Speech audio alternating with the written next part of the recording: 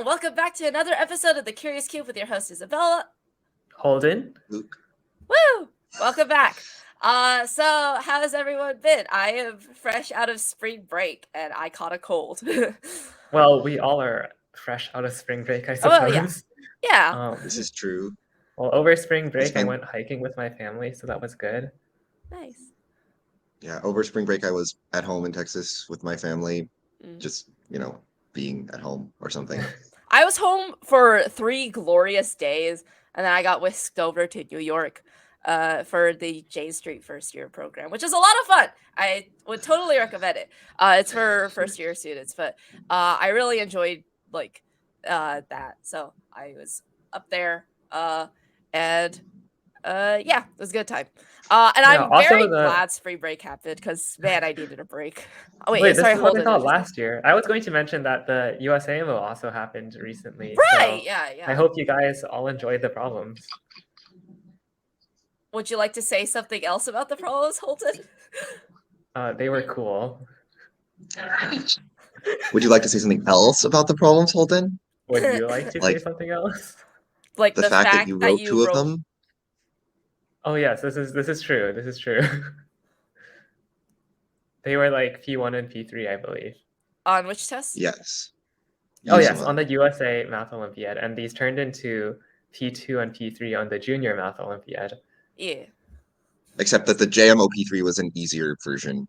Mm-hmm. Yeah. Yeah. The story of P3 is that I was running office hours for a program called Athemath, which I believe we referenced many times, but it's the girls in math program. I was running office hours for it, but there were no students, so I decided to just write a problem. That's not much of a story. You were bored and you wrote a problem. Wait, that was not the only problem I wrote. Oh, okay, fair enough. I see. Anyway, yeah, maybe we should get on to the topic of today's episode, Right, which yeah. is an interview with the people who did well on the Putnam. So the Putnam, what is the Putnam? Basically, the William Lowell Putnam competition is a contest for undergraduate college students in the US and Canada. It's been around since 1938, which is even longer than like the AMCs. I think some version of the AMC 12 has been around since like 1950. I think the IMO, for example, has been around since 1959, but this is even older than that. It's been around since 1938. It's on the first Saturday in December every year. It's structured a lot like an Olympiad, but with somewhat more time pressure. There are 6 problems to be done in 3 hours in the morning, and then you get a lunch break, and then another 6 problems to be done in 3 hours in the afternoon. So it's a lot of testing, but yeah.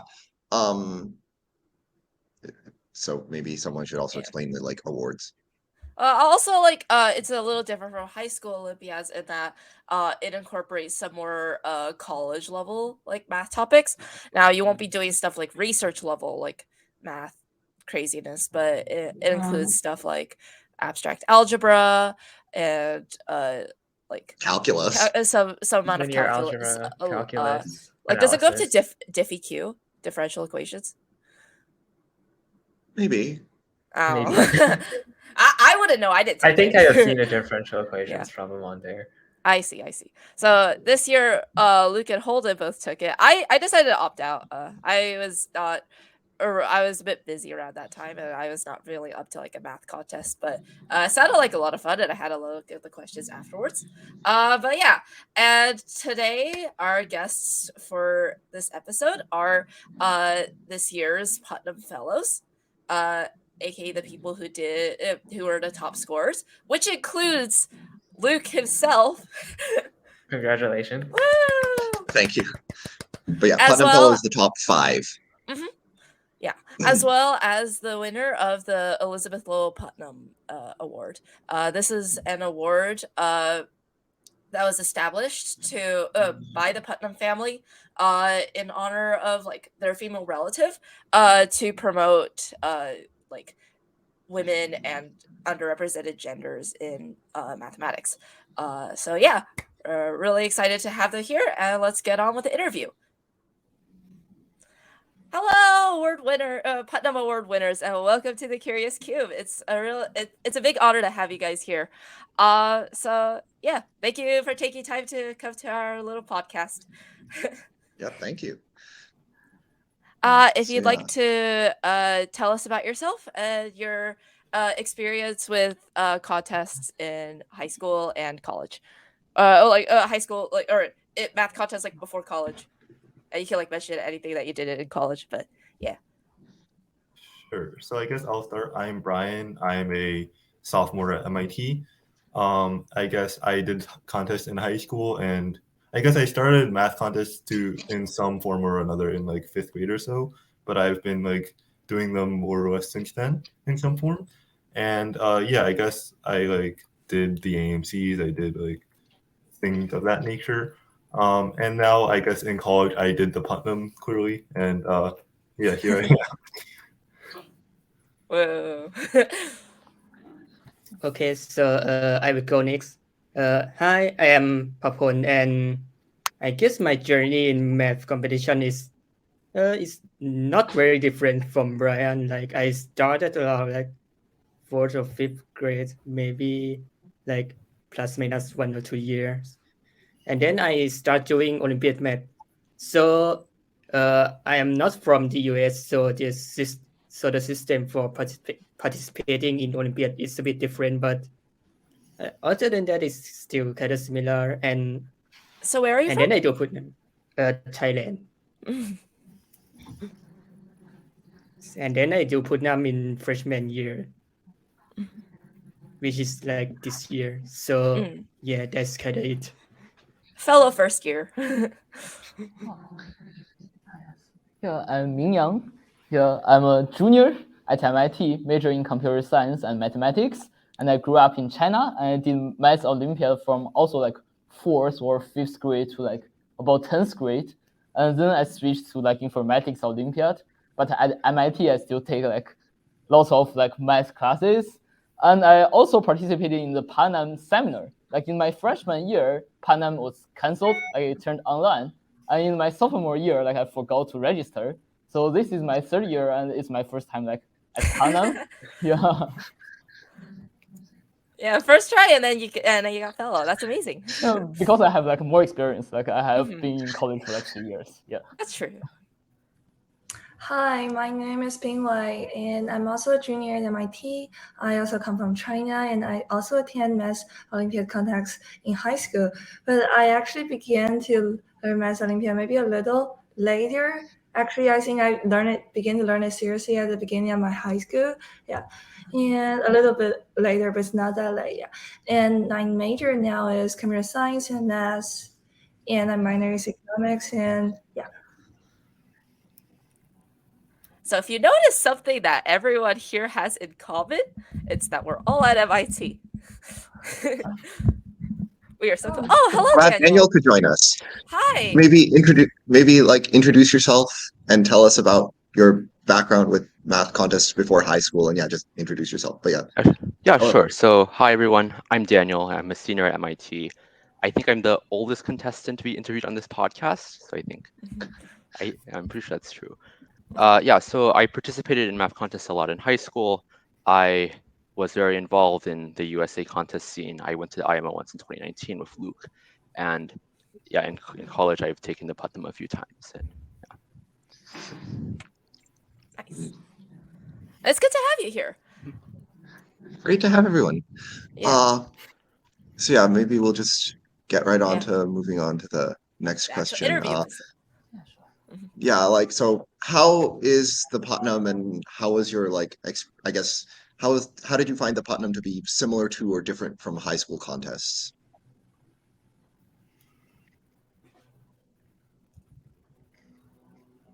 Basically, thoughts on how the Putnam is similar to or different. I think the Putnam context is not that much different from, but the main difference for me is the time. So for IMO, it is 4.5 hours for 3 problems, while for Putnam is 3 hours for 6 problems. Yeah, so I find the time a little bit limited for me. Yeah.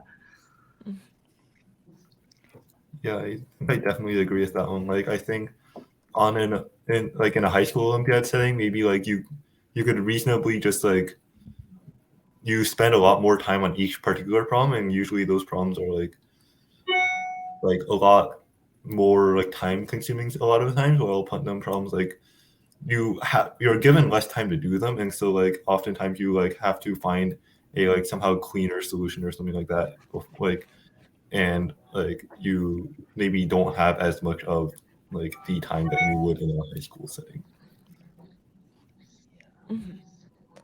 Yeah, I agree. Like the problems, they're very similar. Like they all involve like similar tricks, but like maybe one difference is like Putnam problems maybe require a little bit of more advanced mathematics. Like you need to know calculus when you're doing Putnam, but you don't need to know that in high school. Yeah, but the problems themselves, like the tricks, are very similar. Yeah, so I Well, feel like one of the I'll big say from my own perspective, this year's Putnam in particular, the Putnam usually has some amount of higher math content, but I felt this year's Putnam in particular didn't feel like it had that much higher math content. Like problem A1 had some amount of like calculus in it, but other than that, it really didn't feel that much of like higher math content for the most part, which I personally was glad to, because I think the problems that were more high school flavored were nice for played well to my style or something, I guess. Right, I But yeah, remember you telling me about I would that. also agree that the time pressure, in particular, the needing to write things up quickly is like really important on the Putnam. Like it's definitely important in high school Olympiads, but for the Putnam, it's vitally important to write things fast while still making them rigorous enough. I'm a little bit curious. Is every year's like this kind of interviews, every guest is IMO, like have participating in IMO? Yeah, for this year, it is that everyone is. Yeah. So just curious. Wait, do you guys do interviews for the Putnam Fellow last year? No, we didn't. Oh, okay. Okay, this is very much a new thing. Oh, yeah, sorry. Okay, I see. Very good. Yeah, but I think we were glad to show new people new horizons for the podcast. But yeah. Yeah, maybe- so it's kind of so like one thing is like very interesting about the Putnam, like that what sets it apart from like all the other Olympiads is that it like the range of like material is a lot more wide. Like we mentioned in like the intro, there's like a lot more topics that are covered in it. And this is kind of like for any like graduating high school kid who is like thinking about doing the Putnam in the future, this seems like a bit scary. So do you have any especially advice? because I would also just say like especially because college as a whole has so much more, not just for the Putnam, but for like all the math you could do in college with all sorts of classes or research or whatever. Yeah. So yeah, like. And I would say that high school in general is like a little limited in teaching that stuff, especially if you're like very focused on like purely just like the AMC like contest cycle. So, do you have any advice or even like any like places to look for any high school student who is like curious about learning higher math? Whether that's anything like calculus or like abstract algebra or like anything or like analysis or anything of that nature. I would recommend reading textbooks by themselves. Yeah, I think that would actually works better. Yeah, maybe OCW is also good. Yeah, for linear algebra. Do you want to explain People what don't know OCW? OCW is like open courseware. It's a like website, I guess, of like MIT recorded some old lectures from classes or something and put them on something like this. But yeah, open courseware. Also, not exactly an advice, but I feel like one thing that makes the college math very hard, interesting, or whatever you feel, is that it introduced many abstract concepts that sometimes kind of entangle with the topic we see in high school, but also sometimes it can be confusing as to how they are all related and how they fit together instead of like contradicting each other. Like imagine maybe in high school, some people might be confused as to like how imaginary number exists since they only learn about real number before. And I feel like that might be the kind of the feeling that can make college math feel hard or interesting for you. So I guess this one thing that I think people might want to consider if they like it or not. Yeah, higher math could get like very abstract and like difficult to visualize. Yeah, I really like the complex number like metaphor that you use because like that's like the first experience that a lot of people get with like a number that they can't even like really visualize. But yeah, that's part of why I didn't like algebra too much because for me it felt very difficult to like visualize and just like really understand. It felt like I was just kind of like poking in like the complete in complete darkness on like something I just could not comprehend.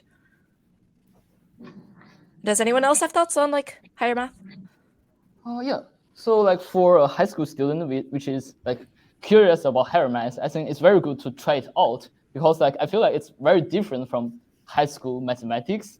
At least like for myself, I found like there are tons of new knowledge. While in high school, like math is basically about like some like definitions and like lots of tricks. But like for higher math, like there are like tons of new knowledge and there are many different fields.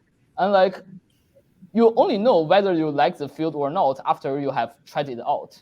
So like don't be afraid. Like just try to learn like new stuff, whether it's analysis or algebra or like maybe algebraic geometry or like combinatorics or like whatever it is. You can always try it out, and after that you can know whether you're interested in that or not, and whether you would like to choose it as your like future research area or like you want to choose something else. Like don't be afraid. Like just try those new stuffs, because you will never know like whether it's interesting or not. Like for myself, actually, I thought I would be a mathematician maybe a year before because I thought like higher mathematics will be like very interesting. But after trying it out, I feel like some of parts of it, I feel like it's too hard for me. So I would switch to something else. But I still feel the experience is valuable because like I learned some math and I know what it is. And only after that, I found out like I'm not so interested in that.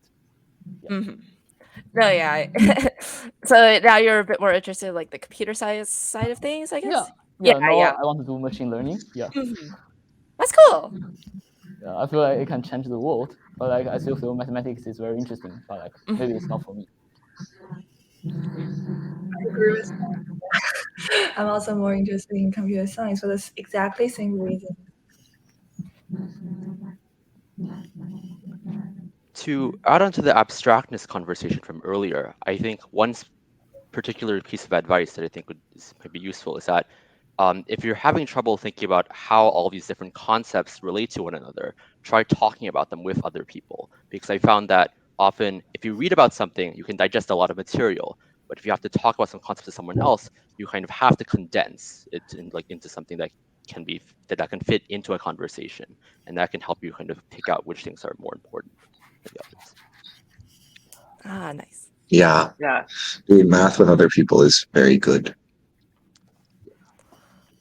I guess for our next question, and since all of you have answered, I guess we can take a bit of a pivot to what you do outside of math. So what do you do as a hobby for fun when you're not learning math or computer science, I guess, or studying in general?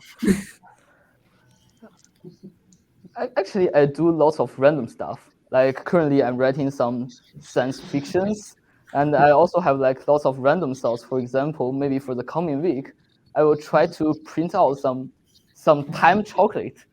So what is a time chocolate? It's like if you have a video. Actually, a video is a three-dimensional object because it can be viewed as like frames concatenated along the time direction.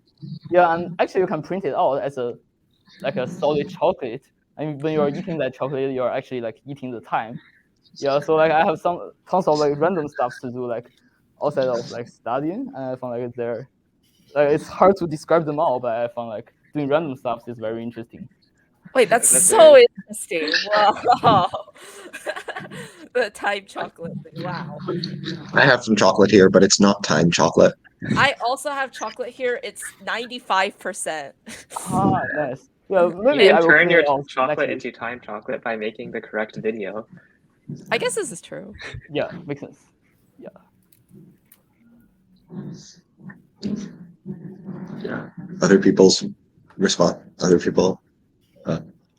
I guess I will go. I don't really have like a very long answer, but I have been playing electric guitar recently, so that's Playing kind what? of it. Electric guitar. Guitar. Oh, that's so cool. I feel like learning a new instrument is always a good way to like get away from academics, in my opinion. True. Oh, is that why you learned oboe last year?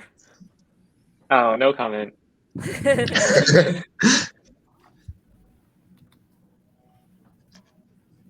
I guess I can also take this question. I guess I sometimes I like to do like puzzles, like either whether they be like logic puzzles I've been trying to get into a bit more recently, or like puzzles where it's sort of like basically it's like you can imagine sort of it's like a scavenger hunt to some extent, but like sort of it's like more well defined than a scavenger hunt almost. Like a scavenger hunt maybe like you're like going out and like in the real world and like finding things. In a puzzle hunt you're like going out in like I guess puzzle space or whatever and like finding like clues there. And I guess like yeah, I think that this is like something that is fun and like intellectually stimulating to some extent, maybe. Yeah, I agree. Okay. Dinwei, Daniel. Okay, so I'm thinking about what interesting I'm trying to do outside of study, but I haven't got any idea about anything interesting. So for me, Well, it doesn't have to be interesting. Just like, what do you do in your free time? Okay, I play games. I watch YouTube Same. videos. Same. Literally. Yeah, I do tutoring to earn some money, and I enjoy like find good places to like find good food to enjoy with my friends. Yeah, I've just me and Mia have just flown to San Francisco and to visit some friends and to travel. Yeah, and yeah, just this random stuff, nothing special. Yeah. Wait, that's a lot of fun. Like you need to give me some food recs around here if you have any. Oh. Wait, I have some candy nearby. That's actually good. I like this.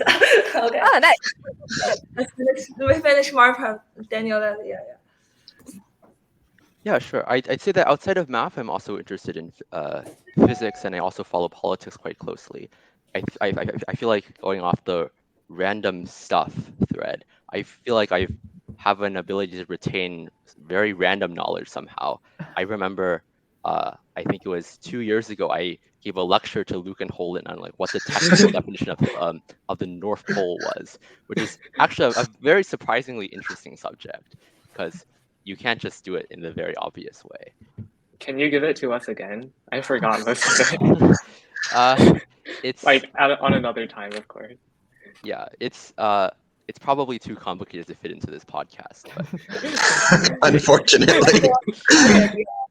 If you would like to give the lecture again, remind to like ping everyone. Yeah, I think everyone would be. Yeah.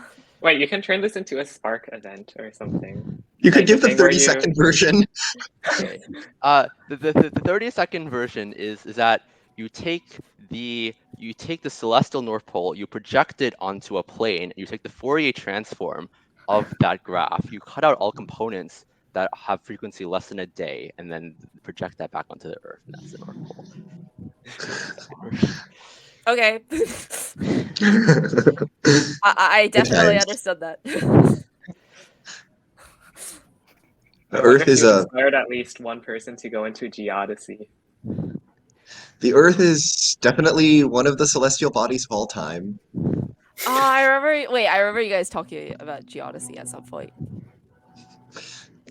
But yeah, I guess maybe we should move on to the next question. Yeah. So I guess just like, what are your career plans, or what are you thinking of doing after college?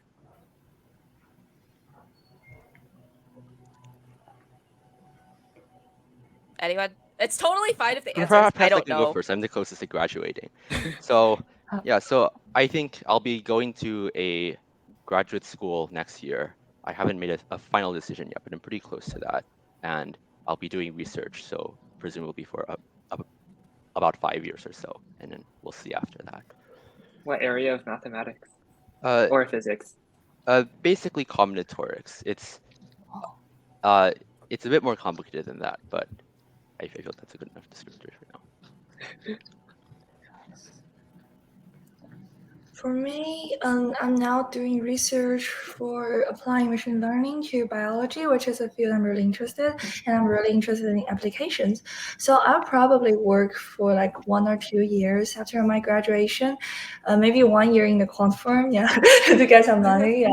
Maybe do some startup in the other year, and then decide whether I should go to grad school or I should continue on this track. Yeah, okay. So for me, I think I'm the third closer to like graduate. So I think like there are 3 possibilities. The most unlikely one is like maybe I will go to some like quant firm and do quant, but that seems very unlikely because no, I haven't had any experience on that subject. It's just because lots of people are doing that, and I also applied for some internship. So that's one possibility. More likely possibility is like maybe I will like do startup, maybe in machine learning to make something, because like in academia, actually, we don't have so many computation power. So if you want to turn something into a like real object that can work, that can benefit human beings, you need to like collect money and to like buy lots of machines and to actually run it. So that's another possibility. And third, and the most likely one is like I will also go to grad school and to study like machine learning because I found like it's very interesting. And I feel like I'm kind of good at it, so I will probably do that. Yeah, maybe I will go to like MIT or some other school. I'm not sure. I haven't applied yet, but it's most likely one. Yeah. I see. Yeah, there's a lot to be found in machine learning, and I'm glad to hear that you've taken like such an interest in it. Yeah. I guess if we're going in age order, I should be the one who goes next. But yeah, so I guess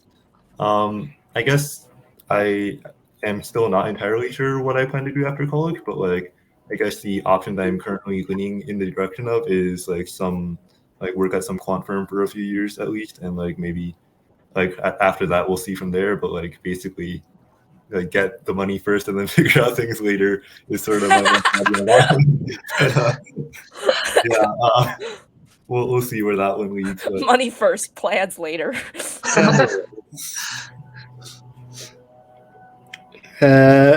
So I don't exactly have a very detailed plan, but I think I will have I'm required to actually work as a, I'm not sure what to call, like professor in a university for like a few years. So, but in any case, I want, like the general plan is that I want to study like the more theoretical side of math and possibly also computer science. And my works will probably be somewhere along the line of just like pure math researcher or something like that. But on the other hand, I kind of feel like I don't want to just like do things that are mostly just for the academic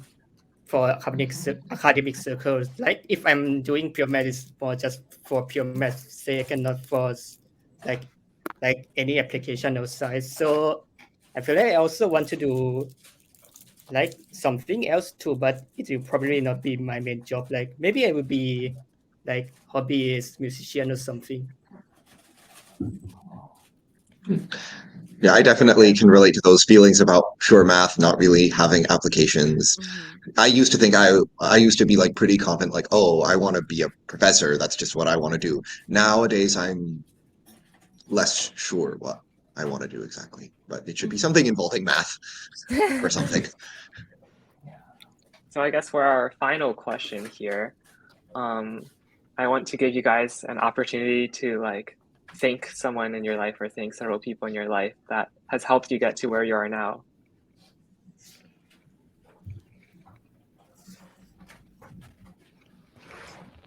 Like who was most instrumental in, you know, your development in mathematics? Like maybe your parents, a teacher, a professor.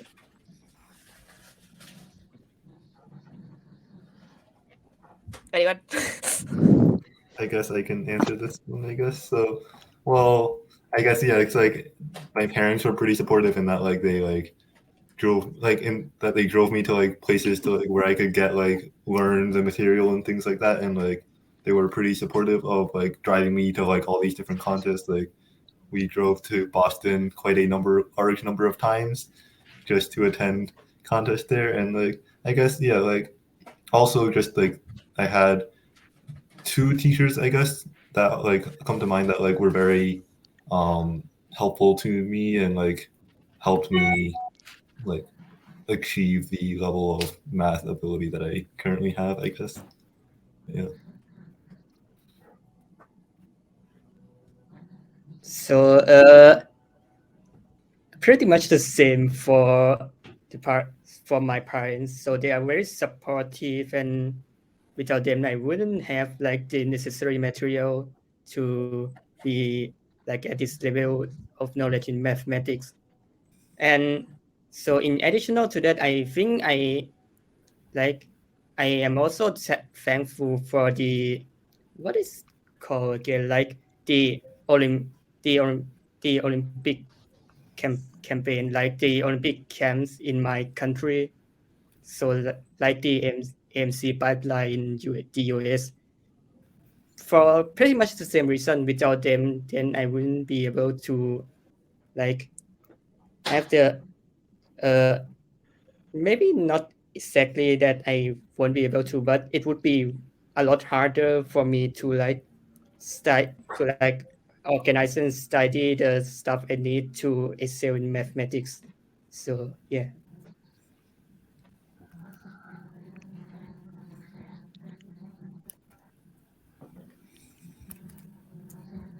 Yeah, I'd just like to second everyone else's comments. I feel like my parents have also been very supportive. They've provided me with lots of resources, and also in addition to all the transportation that I think has been mentioned. I suppose a huge other part is just, I guess, the math contest community as a whole. I feel like it would be very easy to lose motivation if I didn't have other people to talk to, or either regarding math in particular, or just like generally like hanging out with other people. Yeah, I very much agree on the point. My parents and teachers, they're all very supportive and helpful, but like I have lots of friends who are like really enthusiastic about like mathematics. They're still like studying math, and they teach me lots of interesting stuff and new stuffs. Like no matter it's like in high school or at MIT, I have lots of friends, and they taught me lots of maths. And they also like I really enjoy the time spent with them like together, because like when you are working on some problems with your friends, it feels like much better than like working on something on your own. Yeah, I want to thank them. I would also like to thank my parents for their whole support for me studying math. I did not. My high school did not get coach, but I also get like I also go to other classes in learning context from other sources, which I am also really grateful for, and I'm also really grateful for my friends. I did not have so many chance to like discuss math problems, but I heard them like discussing with each other a lot. And I've learned a lot from them, and that is really, really beneficial for me. I guess in my case, I would just also say like my parents were also very helpful, including transportation things, but also just generally supportive. Also, as Daniel said, the math community is also just really great. Also, lots of other people, in particular, the professor who still runs the math circle at the University of Texas at Arlington. He maybe not so much always for Olympiad specifically, but just in my mathematical development as a whole, and in particular like research stuff, he's been really helpful in many ways for a long time. So yeah, thank you all so much for taking the time to join us for this podcast. It's been amazing having you guys on. And thank you. It's been really great to hear from you. So take care. Thank you so much. Thank you so much. Thanks for the opportunity. Thanks for watching. Bye-bye.